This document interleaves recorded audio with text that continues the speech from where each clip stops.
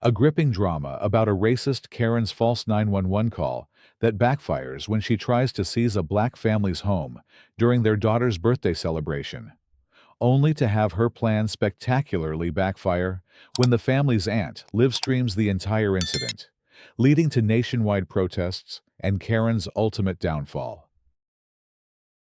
The sirens pierced the warm September air like screams from hell, drowning out the children's laughter and the sizzle of burgers on the backyard grill.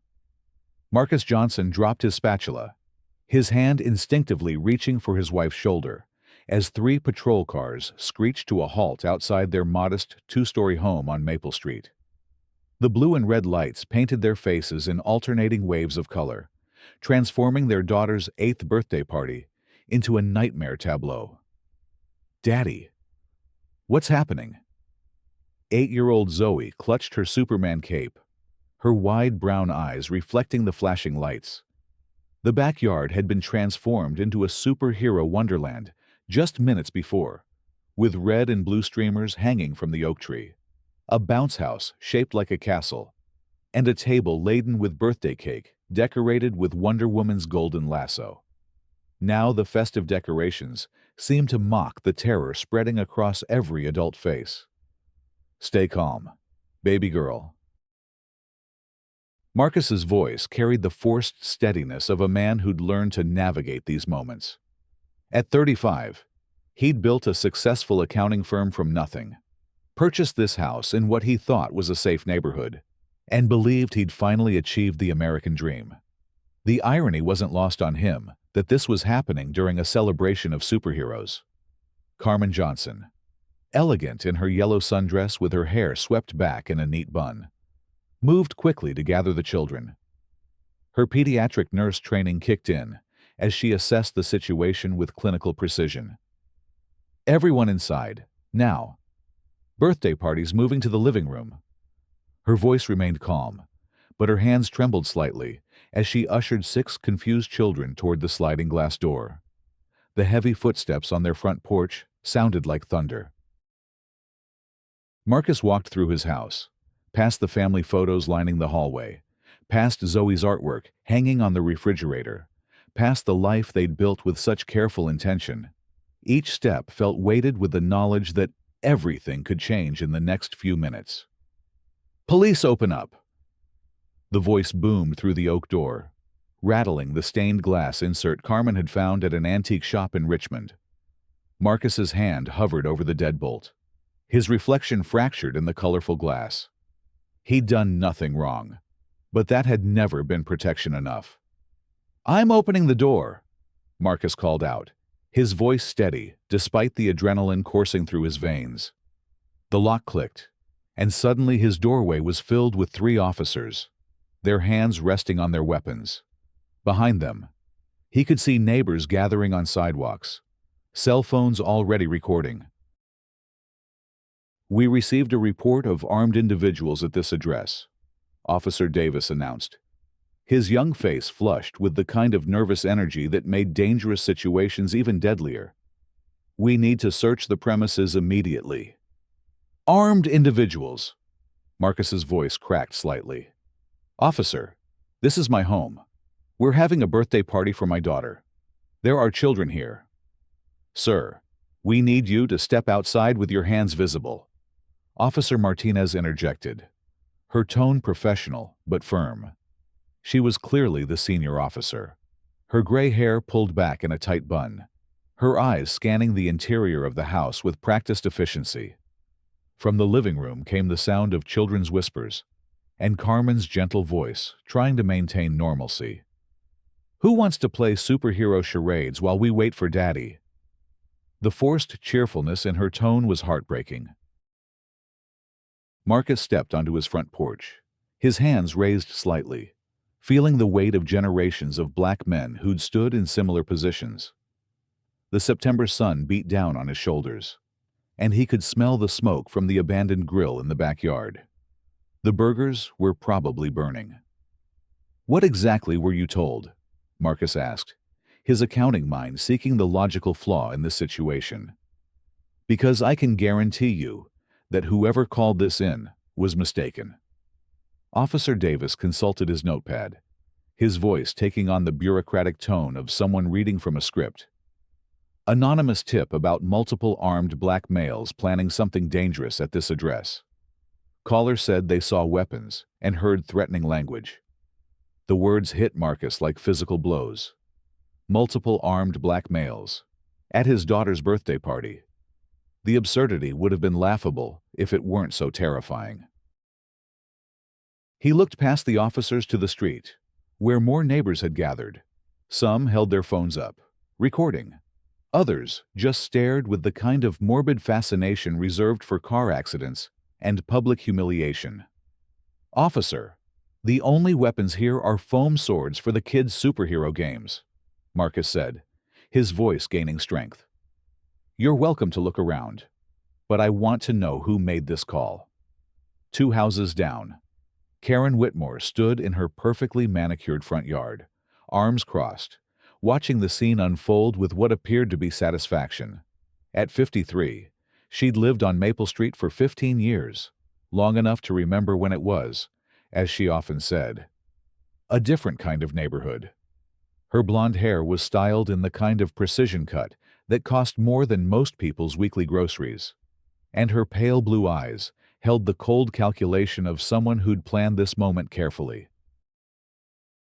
Karen had been watching the Johnson family for months, ever since they'd moved in, and immediately started what she considered disrupting the neighborhood character. Their success grated against her sense of natural order. Marcus's black BMW in the driveway, Carmen's perfectly maintained garden, Zoe's expensive birthday parties. It all felt like an invasion to Karen, a challenge to the way things were supposed to be. The plan had been simple in its cruelty: an anonymous 911 call, carefully worded to trigger maximum police response. She'd spent weeks studying the house, learning their routines, waiting for the perfect moment.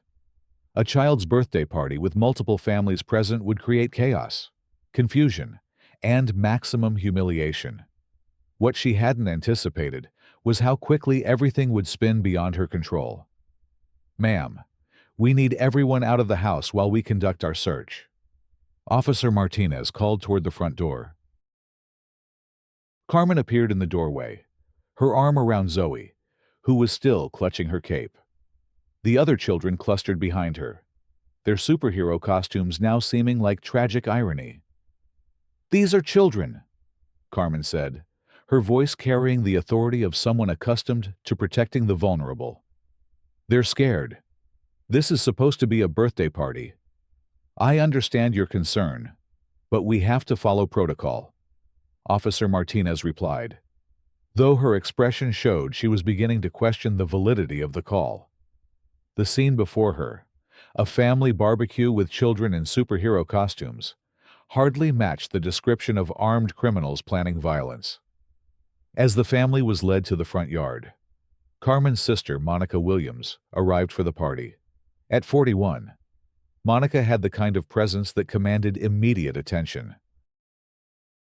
She stepped out of her silver Mercedes, her city council pin gleaming on her navy blazer, and took in the scene with the sharp eyes of someone who'd spent years navigating political battlefields.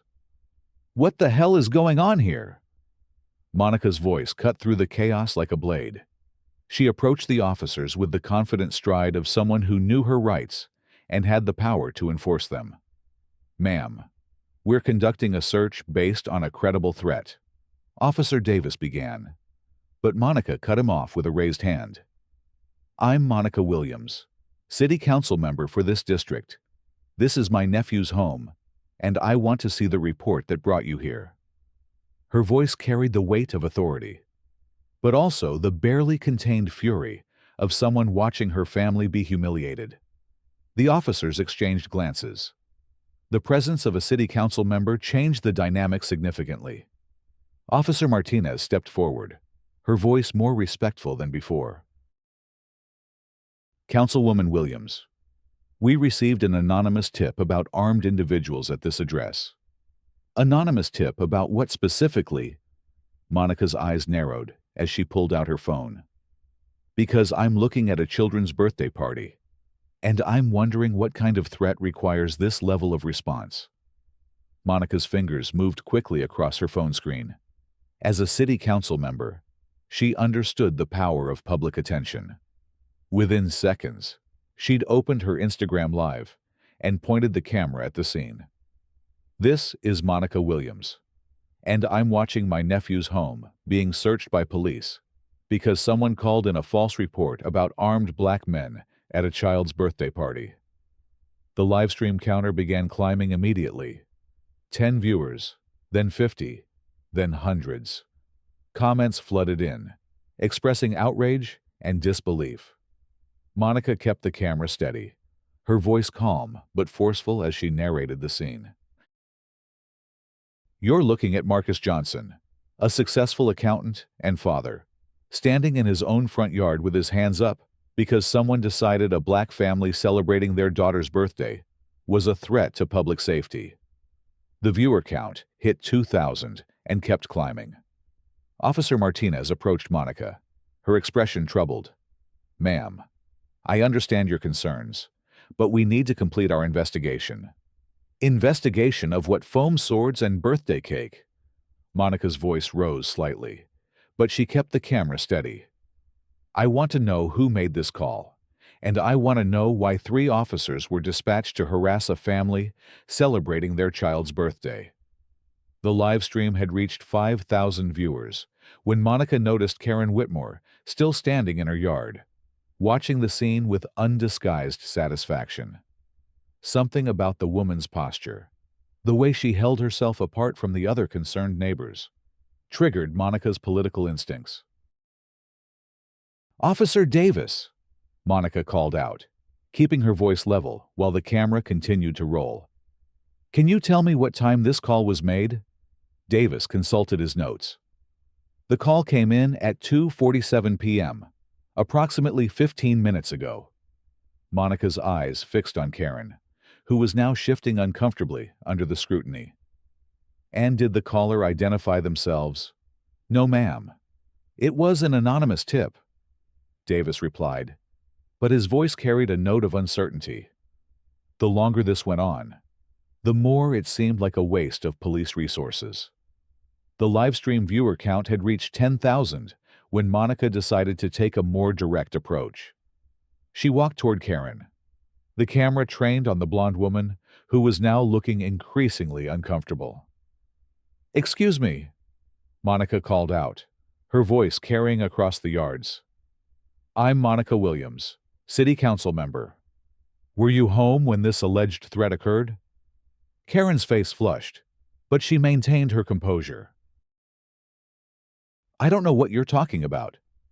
I just heard the sirens and came out to see what was happening. That's interesting, Monica replied, her political instincts fully engaged. Because you seem to be the only neighbor who's not concerned about what's happening. Everyone else looks worried or confused. But you look satisfied. The livestream comments exploded with observations from viewers who were now watching Karen's every move. The camera captured her slight smile faltering, the way her hands clenched and unclenched at her sides. I don't have to answer your questions, Karen snapped, her composure finally cracking. This is a free country, and if I see something suspicious, I have every right to report it. The admission hung in the air like a confession. Monica's expression didn't change, but the camera caught everything. So you did make the call. That's not what I said.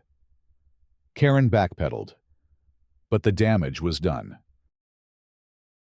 The livestream had captured her implicit admission, and the comments section was on fire with calls for her identification and consequences. Officer Martinez had been watching this exchange with growing concern.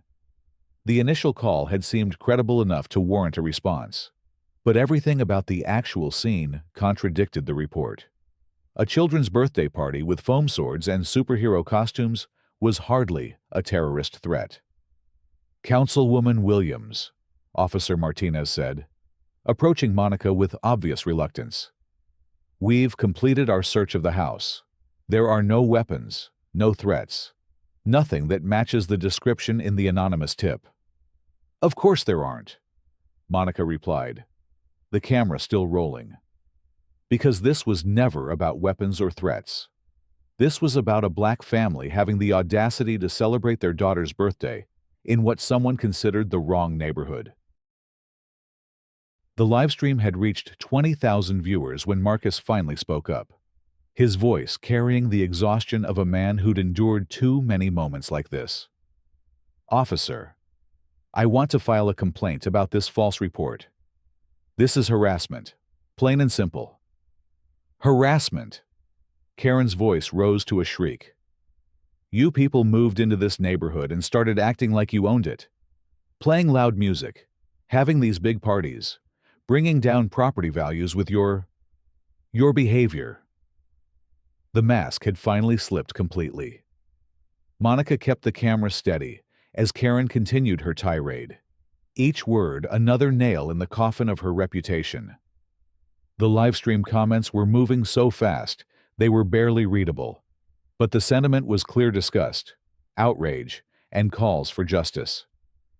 Ma'am, I need you to calm down, Officer Martinez said. But Karen was beyond reason now. The careful plan she'd constructed was crumbling, and her true motivations were laid bare for thousands of viewers to see. Calm down. These people are destroying our neighborhood. They don't belong here with their loud parties and their attitude. Karen's voice cracked as she realized what she'd said, but it was too late. The livestream had captured every word, every gesture, every moment of her racist meltdown. Monica lowered her phone for a moment, her voice deadly calm. Ma'am, you just admitted on a livestream being watched by 25,000 people that you filed a false police report because you don't think black people belong in your neighborhood. The color drained from Karen's face as the implications hit her. She looked around frantically, as if searching for an escape. But there was none. The livestream had captured everything. And the internet never forgets. Officer Martinez stepped forward, her expression grim. Ma'am, filing a false police report is a crime. You'll need to come with us for questioning. This is ridiculous, Karen protested, but her voice had lost all its earlier authority. I was just trying to protect my neighborhood. By lying to police about armed criminals. Monica's voice cut through Karen's protests. By traumatizing children at a birthday party. By wasting taxpayer resources on your personal vendetta. The livestream had reached 30,000 viewers when the first news van arrived. Word had spread quickly through social media, and local reporters were scrambling to cover the story. The sight of the media presence seemed to send Karen into a panic. I want a lawyer, Karen said, her voice barely above a whisper. I'm not saying anything else without a lawyer. As Officer Martinez led Karen toward the patrol car, Monica continued her livestream commentary. This is what happens when people think they can use the police as their personal enforcers of racial hierarchy. This woman just criminalized a child's birthday party because she couldn't stand seeing a successful black family in her neighborhood. The handcuffs clicked around Karen's wrists, the sound somehow both satisfying and sobering. This was justice, but it came at the cost of a family's peace, a child's birthday, and the community's sense of safety. Marcus walked back toward his house, his arm around Carmen, who was comforting Zoe. The little girl had stopped crying, but her superhero cape was wrinkled and her face still showed traces of confusion and fear. Are we in trouble, Daddy? Zoe asked, her voice small and uncertain. No, sweetheart, we're not in trouble. Sometimes grown-ups make mistakes, and today a police officer made a mistake. But it's fixed now. Marcus's voice was gentle, but Monica could see the exhaustion in his eyes. The livestream had reached 40,000 viewers when the second news van arrived, followed quickly by a third. The story was spreading across social media platforms, with hashtags like HOA Karen called cops and Just birthday party raid trending nationally. Monica ended her live stream but continued recording with her phone's camera app. The documentation would be crucial for any legal proceedings, and she wanted to ensure nothing was lost or misrepresented. "Officer Martinez," Monica called out before the police could leave. "I want to make sure my family receives a full apology from the department, and I want to know what procedures led to this response without any verification of the threat." Officer Martinez nodded, her expression showing both professional respect and personal embarrassment. "Yes, ma'am. This situation will be fully reviewed, and changes will be made to prevent this from happening again." As the police cars finally pulled away, Karen, visible in the back seat of one, the neighbors began to disperse. Some approached the Johnson family with apologies and offers of support. Others simply returned to their homes, perhaps reconsidering their own assumptions and biases. The birthday party resumed in a subdued fashion. The children, resilient in the way only children can be, were soon back to playing superhero games. But the adults remained quiet, processing what had just happened and what it meant for their community. Monica sat at the picnic table, her phone buzzing constantly with calls from reporters, city officials, and social media notifications. The live stream had been viewed over 100,000 times, and the story was being picked up by national news outlets. "I never wanted this to become a circus," Marcus said, sitting down beside his sister-in-law. "I just wanted to give my daughter a nice birthday party." "This isn't about what you wanted," Monica replied, her voice gentle but firm. "This is about what needed to happen. That woman would have kept escalating until someone got hurt. At least, now there's accountability." The next morning, the story had exploded across social media.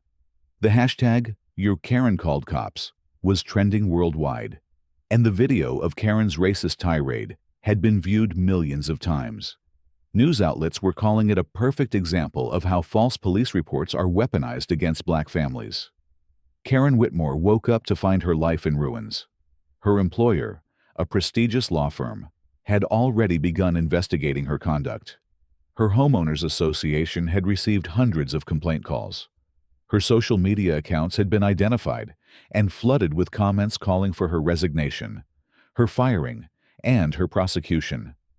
By noon, Karen had been fired from her job. Her law firm released a statement saying they do not tolerate discrimination or abuse of law enforcement resources for personal vendettas. The statement went on to say that her actions were fundamentally inconsistent with our values and our commitment to justice. The city council called an emergency meeting to address the incident. Monica recused herself from the discussion about her family, but provided her livestream footage as evidence.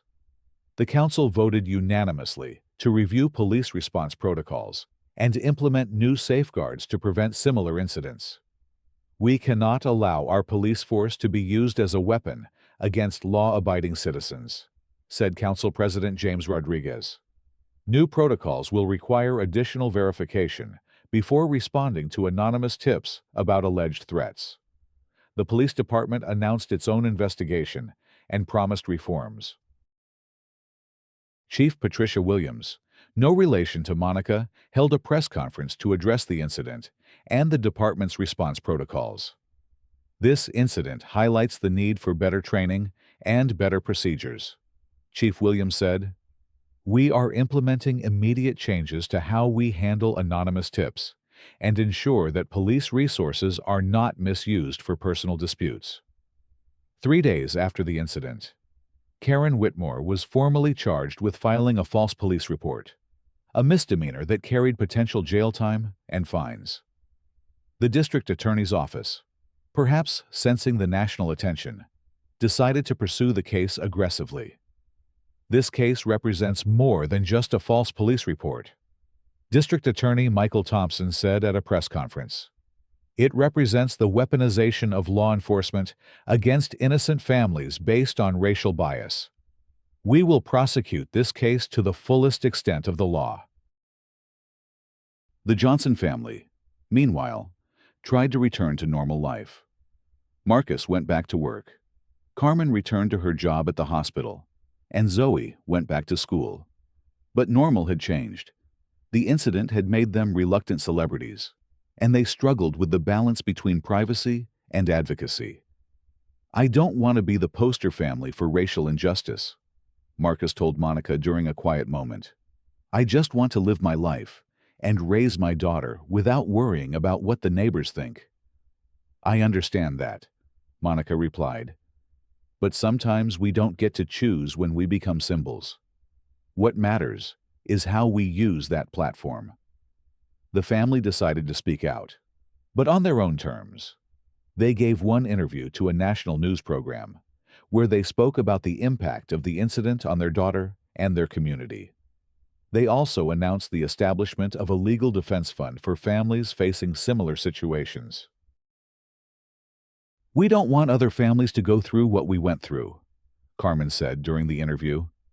"And we want to make sure there are resources available when it does happen."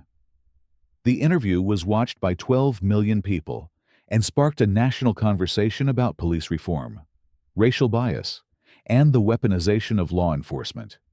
The Johnson family's dignity and grace in the face of harassment earned them widespread support and admiration. Karen Whitmore's legal troubles were just beginning. The civil rights organization that had taken up the Johnson family's cause filed a federal civil rights lawsuit against her, claiming her actions were motivated by racial animus and had violated the family's constitutional rights. "This lawsuit is about more than financial compensation," said attorney Sarah Chen, who was representing the Johnson family. "It's about establishing that there are consequences for using the police as a weapon against innocent families based on race." The lawsuit sought damages for emotional distress, violation of civil rights, and punitive damages. It also sought injunctive relief to prevent Karen from making future false reports. The case was expected to go to trial within a year. Meanwhile, the police department was implementing the promised reforms. New protocols required anonymous tips to be verified through multiple sources before armed response. Officers received additional training on implicit bias and de-escalation techniques. The department also established a civilian oversight board to review controversial incidents. "These changes are long overdue," said community activist Robert Washington. "This incident was a wake-up call that our police procedures needed serious reform." The Johnson family's courage in speaking out has led to meaningful change. 6 months after the incident, Karen Whitmore pled guilty to filing a false police report. She received 6 months of probation, community service, and was ordered to pay restitution to the city for the cost of the police response. The judge also ordered her to undergo sensitivity training and barred her from contacting the Johnson family. "Your actions on that day were reprehensible," Judge Maria Rodriguez said during sentencing. "You turned a child's birthday party into a traumatic experience for an entire family. Your behavior was motivated by racial bias and represents the worst of what our justice system can be used for." Karen stood silently during the sentencing, her lawyer having advised her not to speak. But her face showed the weight of consequences she never expected when she made that phone call 6 months earlier. The civil rights lawsuit was settled out of court for an undisclosed amount.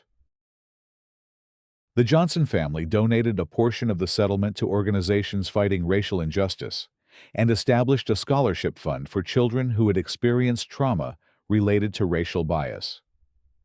"We want something positive to come from this negative experience," Marcus said at the scholarship fund announcement. "If Zoe's birthday party can help other children get a better education and a better future, then maybe some good will come from all this." The incident had lasting effects on the neighborhood as well. Property values in the area actually increased, as it became known as a community that stood up against racism. Several families of color moved to the area, attracted by the neighbors' response to the incident. "This incident could have divided our community," said longtime resident Ellen Patterson. "Instead, it showed us who we really are and who we want to be. We're a better neighborhood because of how we handled this crisis.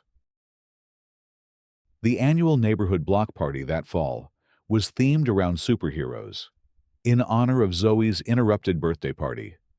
The little girl, now 9, cut the ribbon to officially open the festivities, wearing the same Wonder Woman cape she'd worn that day 6 months earlier.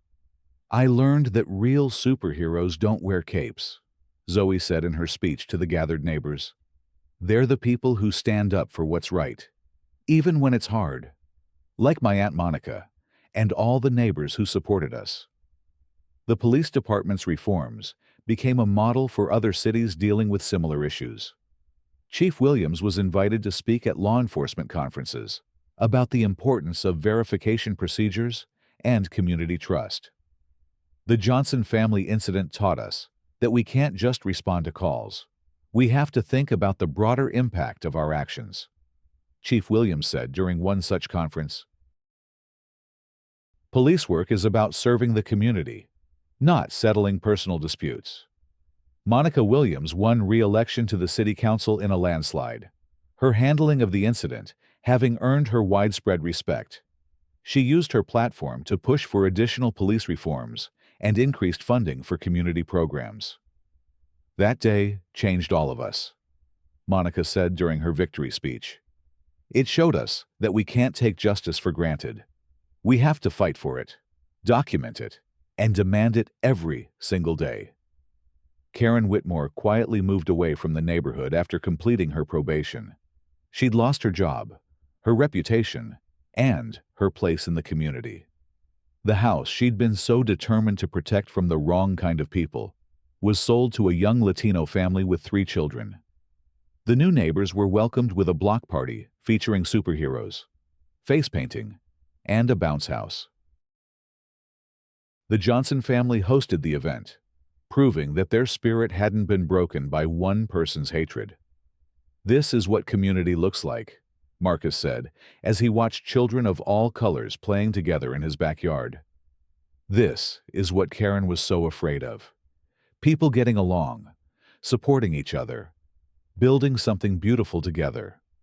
The story of Karen's failed attempt to seize the Johnson family's home became a cautionary tale about the dangers of racial bias and the power of community response. It was studied in criminal justice classes, discussed in diversity training programs, and cited in policy debates about police reform. But for the Johnson family, it remained personal. Zoe, now a confident 9-year-old, had learned lessons about justice and courage that would serve her well throughout her life. She kept the newspaper clippings about the incident in a scrapbook, alongside photos from her birthday party and letters from supporters around the world. "Mom, why did that lady try to hurt us?" Zoe asked one evening as Carmen tucked her into bed. "Sometimes people are scared of things they don't understand," Carmen replied carefully. "But the important thing is that our community stood up for us. Good people outnumber bad people, and love is stronger than hate." The annual celebration of Zoe's birthday became a neighborhood tradition, with families from across the city joining the festivities. What had started as one woman's attempt to destroy a family's happiness had instead created a celebration of community, resilience, and justice. As the sun set on another successful birthday party, Marcus stood in his backyard, watching his daughter play with friends from every corner of their diverse community. The bounce house was full of laughing children.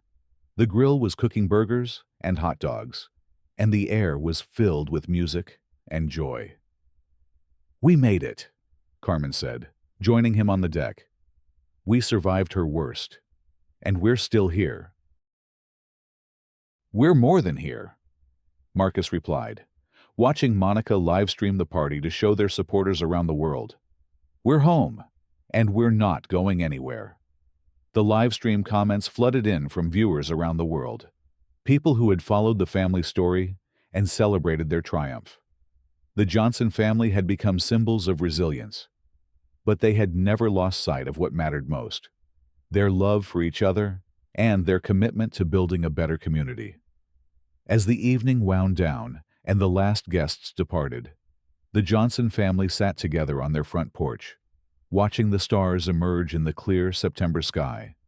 The same porch where Marcus had stood with his hands raised just a year earlier was now a symbol of victory and community strength. "Next year, we're having an even bigger party," Zoe announced, her voice filled with the confidence of a child who had learned that justice, though sometimes delayed, would eventually come.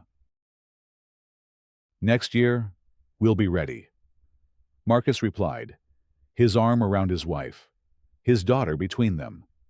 They had survived one person's hatred and emerged stronger, their family intact, their community united, and their faith in justice restored. The house that Karen had tried to steal through lies and manipulation remained firmly in the Johnson family's possession, a testament to the power of truth, community solidarity, and the unwavering belief that everyone deserves to celebrate their child's birthday in peace. The American dream, threatened by prejudice and hatred, had ultimately prevailed through the collective action of people who refused to let injustice triumph. In the end, Karen's plan had backfired completely. Instead of driving the Johnson family away, she had inadvertently created a stronger, more united community. Instead of maintaining her vision of neighborhood purity, she had helped create a diverse, welcoming environment where children of all backgrounds could grow and thrive. Her attempt to weaponize the police had led to meaningful reform. Her racism had been exposed and punished. Her hatred had been answered with love, her division with unity, her lies with truth. The Johnson family home on Maple Street stood as a beacon of hope in a world too often divided by fear and prejudice. Their story became proof that ordinary people, armed with courage and supported by their community, could overcome extraordinary challenges and create lasting change.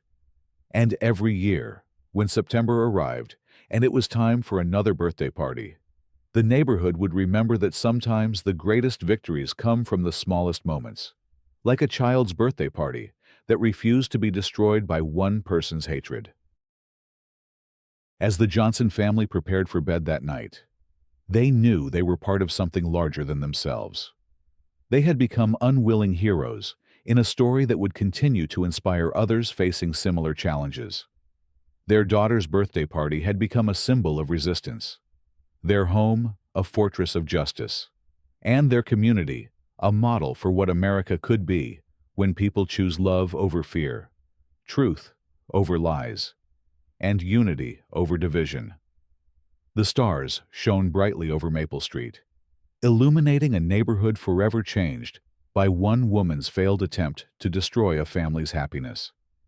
Karen Whitmore had called 911 to seize a black family's home, but instead, she had given them something far more valuable: a community that would stand with them, a movement that would fight for justice, and a story that would inspire others to never give up hope, no matter how dark the moment might seem.